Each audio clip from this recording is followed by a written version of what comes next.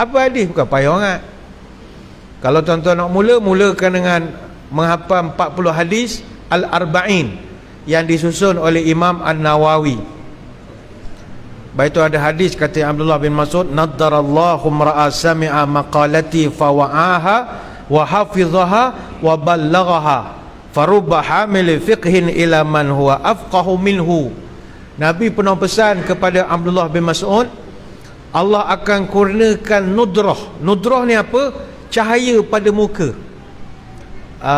Orang tengok tenang, muka kita ada seri. Kepada siapa? Orang yang mendengar hadis. Yang kedua, orang yang menghafal hadis. Yang ketiga, orang yang menyampai hadis.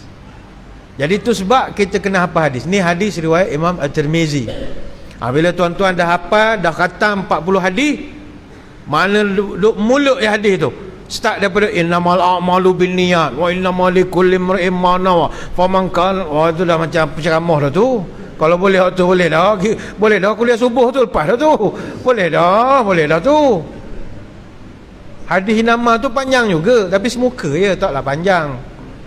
Bila tuan-tuan dah khatam 40 hadis, baru pindah ke kitab Umdatul Ahkam An Sayyidil Anam. Ini karangan Imam Abdul Ghani bin Abdul Wahid Al-Maqdisi. Dia dalam kitab ni dia kumpul 500 hadis yang dia saring daripada Bukhari Muslim. Mana dia gabung dua, dia ambil 500 yang terbaik, tak berulang lagi. Itu dipanggil kitab Umdatul Ahkam. Banyak surah masjid ngajar kitab Umdatul Ahkam. Kalau tuan-tuan dapat hafal, maknanya ni ada 500 hadis. Mana setahun lebih dah ngapal. Mana 500 campur 40 dah 540. Wah, itu dah tahap ulama' dah tu. Tahap ulama' dah tu. Kemudian kalau dia rasa selesa, rasa kemanisan menghafal itu, pindah pula kitab. Biasanya orang pergi ke Bulughul Maram, karangan Imam Ibn Hajar Al-Asqalani. Jadi bila kita dapat apa hadis-hadis begitu, barulah kita rasa sedap cinta pada Nabi. Tapi ingat, kalau dah hafal hadis banyak, jangan sombong pula. Saya ustaz dah hafal 600 hadis. Dah tu saya ingat saya nak buat mazhab sendiri rasanya. Oh, jangan begitu.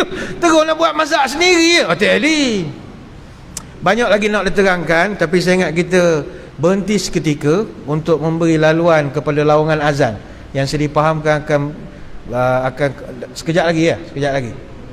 Jadi 2 minit lagi. Oh, salah lah hak Jakin, saya tengok Jakin tadi. Kejam ni salah. Tak bunyi. Cuma kalau dah hafal banyak hadis, jangan nak buat mazhab baru pula. Ada setengah orang muda, dia hafal banyak hadis ataupun dia kaji hadis, lepas pada tu dia rasa, aku tak mahu ikut Imam Syafi'i, aku nak buat mazhab sendiri. Mazhab apa? Mazhab hadis lah. Jangan begitu. Tuan-tuan, kalau dah hafal 300,000 hadis pun belum cukup untuk keluar fatwa. Ini pendapat daripada Yahya bin Ma'in. Diriwayatkan daripada Toqi kepada Ismail bin Muhammad bin Al-Fadhil bin Yahya bin Ma'in. Pernah Yahya bin Ma'in ni orang tanya kepada dia, ayufti rajulu min mi'ati alfi hadis. Wahai tuan guru, orang kalau hafal 100,000 hadis boleh tak keluar fatwa, jadi mufti 100,000 hadis? Jawab dia, lah, mana boleh, 100,000 tak cukup lagi. Wa min mi'atai alfin, kalau dia hafal 200,000 macam mana? Kata Yahya bin Ma'in, tak boleh, 200,000 tak cukup lagi. Kalau orang tu salah sumiah, kalau 300,000 hadis, lah, kata dia, belum boleh lagi. 500,000 kalau dia hafal 500,000 hadis, arju, bolehlah sikit-sikit buat fatwa. Bayangkan. Mungkin tuan-tuan pula tanya, habis hak mufti-mufti Malaysia ni ustaz, 40 hadis pun belum tentu apa, molek je buat fatwa. Sebab fatwa di Malaysia tidak dibuat oleh satu orang. Dia adalah jawatan kuasa fatwa, gabungan dari pakar yang pelbagai. Dia kalau jawatan kuasa fatwa tu pula, ada pula jawatan kuasa kecil, jawatan kuasa perundingan hukum syarak pula dulu. Dia buat paper dulu, ada bahagian istimbat, banyak pihak. Jadi dia tidak seorang pada Sahibul Samah mufti saja. Tapi kalau tuan-tuan nak jadi mufti seorang diri, 300,000 hadis pun tak layak lagi. Banyak lagi saya nak terang. Kita beri dulu laluan kepada azan isyak. Jadi tuan-tuan semua jangan ke mana-mana, kembali lagi selepas ini.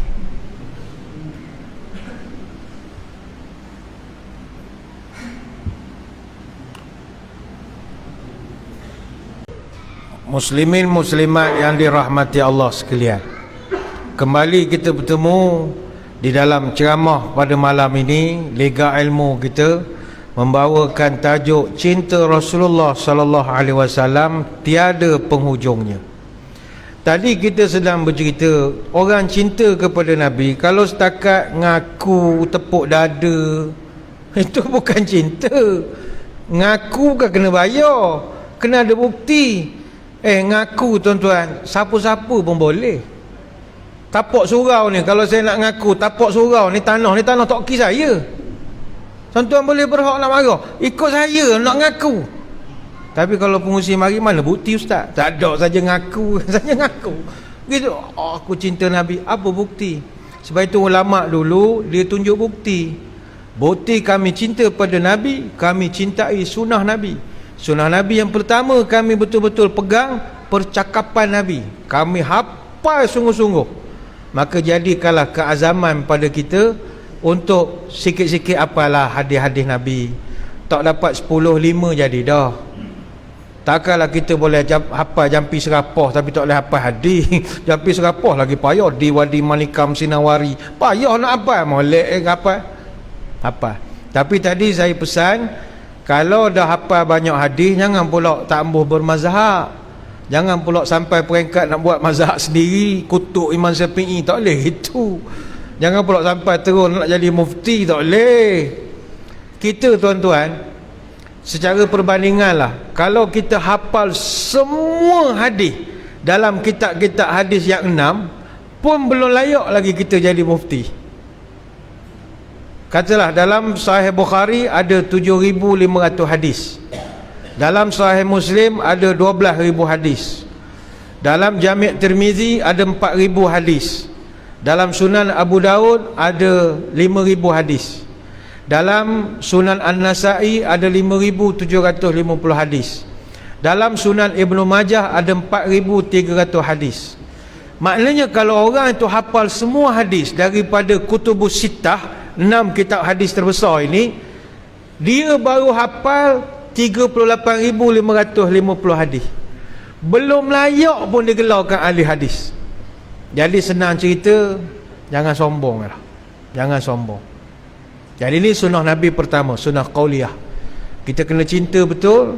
Kalau kita nak tunjukkan bukti bahawa cinta kita kepada Nabi tidak ada penghujungnya.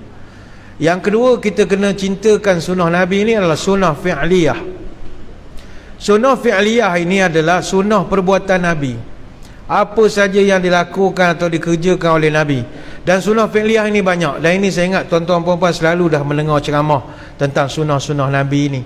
Apa sajalah pelaksanaan solat Nabi dari segi rukunnya, pelaksanaan haji Nabi, cara Nabi menjatuhkan hukum dan sebagainya lagi.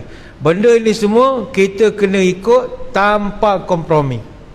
Sunnah yang ibadah, sunnah kehidupan lain. Sunnah ibadah ni jinsun adadun kaifiyatun samanun makanun. Dari segi jenis kena sama dengan Nabi, adadun jumlah kena sama dengan Nabi, kaifiat tata caranya, SOP-nya kena sama dengan Nabi, zamanun masa bila nak buat kena sama dengan masa Nabi ajar, tempatnya mesti sama dengan tempat Nabi contoh ajarkan. Saya ambil sebagai misal jenis jinsun. Nabi dia buat korban, Nabi korban kambing, ataupun ulama sebut selain daripada kambing bolehlah unta, ataupun lembu, ataupun kambing, ataupun haiwan yang lahir dari 3 haiwan pertama. Contohnya lembu kahwin dengan kambing, dapat anak nama lembing, lembing boleh korban. Lembu kahwin dengan kerbau, dapat anak nama lembau, lembau boleh korban. Tapi boleh tak sembelih ayam serama? Tak boleh. Sebab jinsun tak sama, jenis tak sama. Aku takut ada orang jumpa pengurusi, Haji saya nak korban tahun ni, saya nak beri ayam serama. Minta maaf tuan, kita tak terima. Berapa tak terimanya? Ini bakal kubir raja alih ni 8,000 seekor. Bukan kira harga, spek tak sama. Sebab dia sunnah fi'liyah, Nabi tak buat. Jadi kita kena ikut lah SOP dia gitu. Yang kedua adadun, bilangan. Contoh sembahyang Zuhur, Asar, Maghrib semua dah ada jumlah. Kita tak boleh lebih. Dan kurang tu pun sebab jamak. Lebih tak boleh. Katalah sembahyang Isyak lepas ni kan patut 4 rakaat, kita buat 16 rakaat. Orang tanya, apa banyak sangat awak ni? Imam lama dah habis bagi salam. Apa awak banyak? Saya banyak dosa ustaz. Baru mau pencen lah, baru kena sejadah. Banyak dosa ke baru masuk Islam ke? Sama je 4 rakaat. Tak payah tambah-tambah, tak perlu. Kemudian dari segi tata cara, kaifiah. Contohnya Nabi ajar ambil air semayang.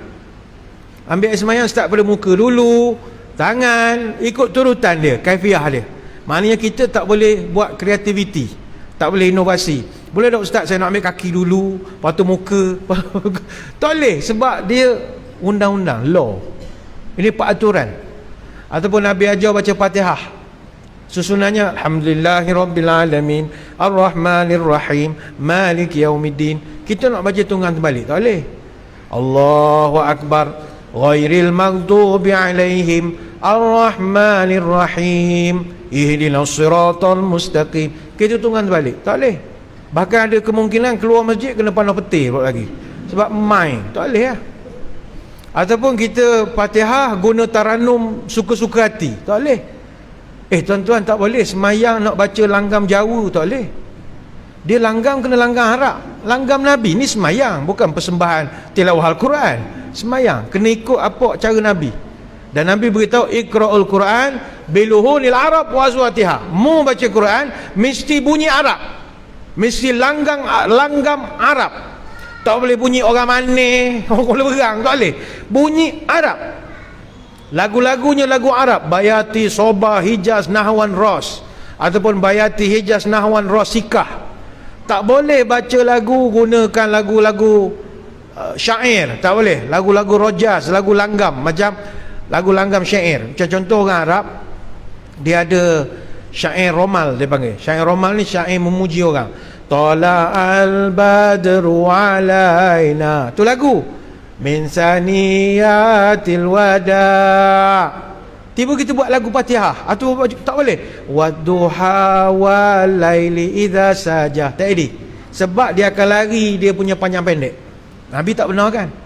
Maka kalau lagu langgam Arab yang bukan digezetkan sebagai taranum pun Nabi tak benarkan, lagu syair, apatah lagi lagu Jawa, apatah lagi P. Ramlee lagi, tak boleh. Alhamdulillah Rabbil alamin, lagu getaran jiwa je. Ar-Rahmanir-Rahim Malik Yaumiddin. Ini bukan bahasa panah betul, langgar pula lari balok bila balik. Tak boleh main, dia ikut spek. Oh, saya ustaz nak tarik orang muda, banyak cara lain. Buat futsal lagi bagus daripada awak tonggang agama ni. Jangan buat begitu. Tarik orang muda, cara orang muda lah. Bukan dengan tonggang semayang. Nak cara orang muda. Begitu dari segi zaman nun, waktu. Nabi ajar ibadah tertentu ada masa dia. Contoh nak buat korban. Korban mesti buat lepas pada habis khatib turun mimbar. Mana tak boleh buat korban lembu lepas main subuh, tak boleh. Jawatan kuasa surah bersetuju lepas main subuh kita buat teruslah korban. Berapa awalnya sejuk sikit. Pukul 10 panas berdering. Setuju belaka. Tak boleh, dia waktu dia dah ditentukan. Ataupun zakat fitrah. Zakat fitrah mesti dibayar sebelum daripada sembahyang raya didirikan. Jadi kalau dah selepas sembahyang raya, hukum jadi lain, tak boleh lagi dah. Ataupun sembahyang fardu, sembahyang subuh pukul 5 lebih misalnya. Tuan-tuan mungkin balik ceramah ni penat, tiba ambil sejadah sembahyang 2 rakaat. Isteri tanya sembahyang apa? Aku advance dulu sembahyang subuh, takut tak sedar pagi esok. Tak boleh, sembahyang ada time dia. Dia tak boleh buat advance, tak boleh. Begitu juga makanan, tempat. Dia tak boleh buat di luar tempat yang Nabi dah gazet. Contoh haji. Haji mesti buat di Mekah. Umrah mesti buat di Masjidil Haram Mekah. Boleh tak kreatif tak? Tak boleh. Habis kalau kita tengah susah darurat, tak payah pergi. Macam pandemik baru ni, tak pergi je. Tidak boleh mufti buat fatwa, oh disebabkan kita Covid ni tak selesai, kita buat haji di Stadium Gobadak sajalah, senang. Tak boleh. Sebab tempat tu law dia itu. Ataupun kita niat iktikaf. Niat iktikaf tempat semayang. Niat iktikaf hanya di tempat semayang saja. Tak boleh niat iktikaf di sesi minyak, tak boleh. Tuan-tuan pergi Petronas isi minyak. Bismillahirrahmanirrahim. Nawaitu i'tikaf fi hadza Petronas lillahi ta'ala. No such thing. Dia macam, awak buat amalan apa ni? Jadi itu dipanggil sunnah yang bersifat ibadah Nabi.